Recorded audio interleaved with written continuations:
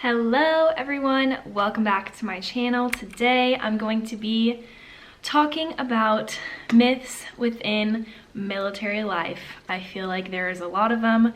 If you have more that I don't talk about, please share them down below. We can start a conversation about it because there's a lot. Also, before I get started, don't forget to click that subscribe button down below if you are new around here.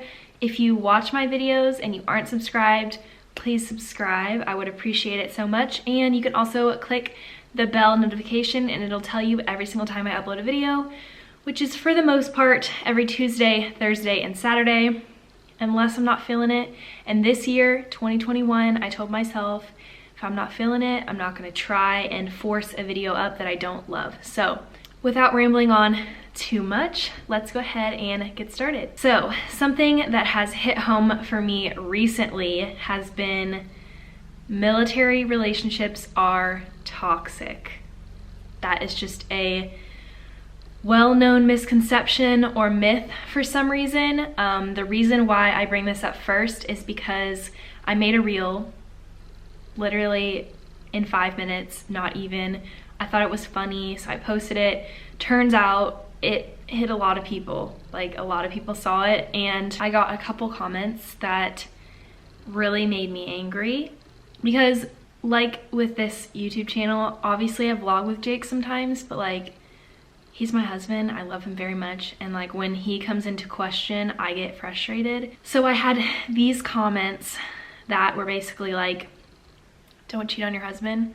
And I just thought I would address this. So, all military relationships are not toxic. All military relationships don't involve cheating. I understand why people could assume that because of the long distance and deployments and things like that, but I'll talk about that a little bit later. But I get that people can kind of understand that as cheating or a toxic relationship, but that doesn't always mean that, and it's kind of offensive to assume that just because I'm a military spouse that I'm going to cheat on my husband. I find that really offensive and rude. Literally, my other reels are about Jake and how much I love him. So I had to put that out there and just let anyone know who doesn't know and doesn't understand that not all military relationships are toxic, just like not all civilian relationships are toxic. There's some in the military and there's some outside of the military. So if you assume that, don't. Along with that, people do get married younger in military relationships. That's kind of just like a well-known thing. A lot of people get married right outside of high school and to someone they were with in high school, and some people get married when they're 35, okay? So not all relationships are the same in the military. Jake and I got married somewhat young, but in military life, that's not really that young. We got married at 21, 22. And then we had our wedding at 22 and 23. So not all relationships are toxic. Not all marriages start at 18. I'm not saying that toxic military relationships don't exist or young military relationships don't exist, because obviously they do. But just because people get married young does not make them toxic. And just because people are long distance doesn't mean that people cheat all the time. Okay, had to put that out there.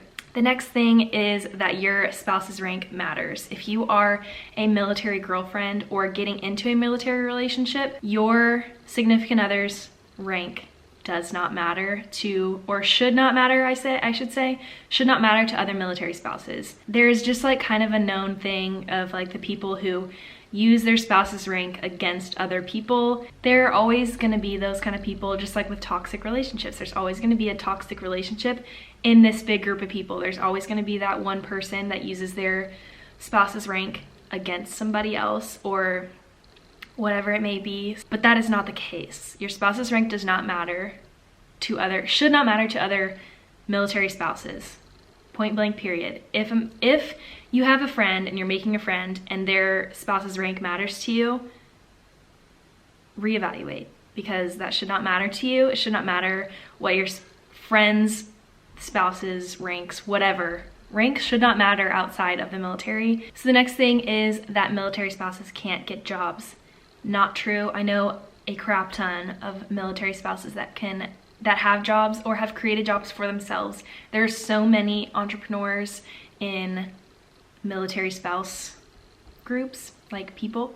So That is definitely not true. If you really want it, whenever you move overseas, it's a lot harder because obviously I don't have like all of Germany to find a job.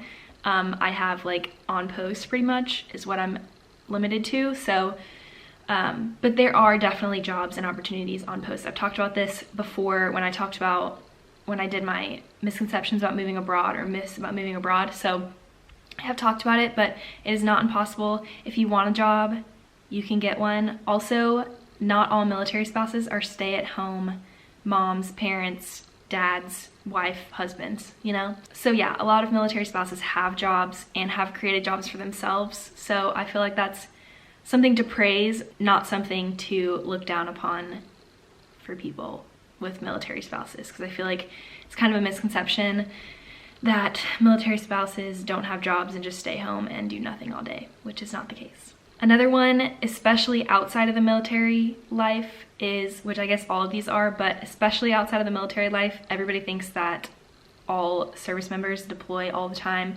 You're always doing long distance. You're always apart from each other, which I can kind of see how that can correlate into cheating relationships and stuff. But no, not everyone deploys all the time. Some jobs deploy more than others. And another misconception, I guess, within that is that all people in the military do the same job, which is very much false. So there's a huge range of different types of jobs in the military. So obviously some jobs are gonna deploy more than others, but not everyone deploys. It's not always long distance.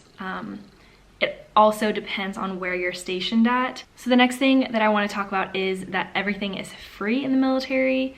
That's definitely not the case. I mean, some things are benefits of being in the military.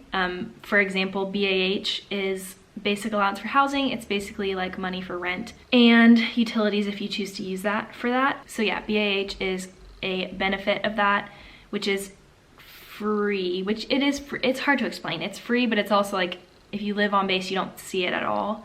And if you live off base, you do, and you can kind of live wherever and use that money however. But that's not really what I want to kind of like emphasize. TRICARE is something that's like a huge deal. It's different from spouses to active duty. So for Jake, he basically is like covered, like he has dental, vision, like all that stuff, hearing, you know, whatever. He does all of that on the military. But for me, with basic TRICARE, I really only get covered to go visit my PCM. So I don't have dental, vision, hearing, like all that. Well, I guess hearing's kind of like in your PCM. I don't know. I don't have dental and vision, but you can add that on for extra money. But yeah, I don't have dental and vision. That doesn't come for free. That's something you have to add on yourself. So that's something that I feel like is a misconception, that like we can just like have free healthcare and it's just like whatever, everything's free. It's not the case. So, and the next thing, which kind of goes in the same category about everything being free. People in the military get a clothing allowance, which it varies depending on what branch you're in and everything. But for the Army, I pulled this up because it's interesting to know. So for the Army, your standard clothing allowance, which is at the end of the service member's anniversary month, which like, so every year, you get a clothing allowance. It's $444.53 for males, $435.90 for females. So yes, you get that every year, but when you think about it, uniforms are really expensive. Dress blues or dress uniforms are very, very expensive. Jake just got promoted and I just realized how expensive everything is. You have to get everything tailored on your own. It's not like something you go and like, they give you a uniform to where you can get it tailored to your body for free. Like that's not how it works, which clothing allowance is helpful to have, but when you're wearing literally the same uniform every single day, same boots, same socks, same undershirts, same everything, every single day, you obviously are gonna have to spend money to like upkeep it. So for Jake at least, someone who likes to keep like a nice uniform and not have like worn out tattered shirts and all of that, it definitely costs that much, if not more. A pair of their boots, you can kind of decide what boots you want, so you can go more expensive or cheaper, but to me, from what I've seen, it's like usually around 100 to 150, if not less more, which is a significant amount. If you want a new pair of boots like every 6 months, that already pretty much close to uses all of your clothing allowance. So not everything is free. You don't get free uniforms, you don't get free anything, even in basic training. At least from like what I've heard and everything. I was not with Jake during basic training, so I'm not like an expert on basic training, and that's why I never make any videos about basic training, because your girl was not there. But you get paid during basic training from the Army, but like it goes towards what they give you. So basically you're paying for like everything that they give you, which is kind of interesting, especially for something you have to wear every day. I don't know, maybe that's like just a known thing, and not just a known thing, but like, I don't know. That's a misconception for me, and I feel like other people don't realize that like you pay for everything that you wear every single day, and like the wear and tear on it, you have to upkeep it yourself, and like there's uniform standards. So like if you're not, and haircuts too, like Jake freaking has to get a haircut like so often, it blows my mind. And that's just like a lot of money, you know?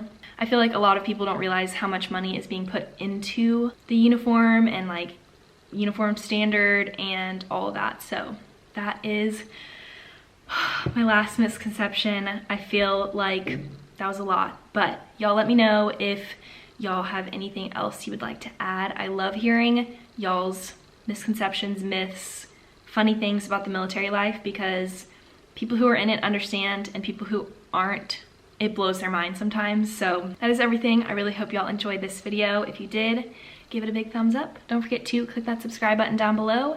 And again, comment and let me know what your misconceptions are, like what people have said to you. If you are military, if you have any questions about military life, let me know.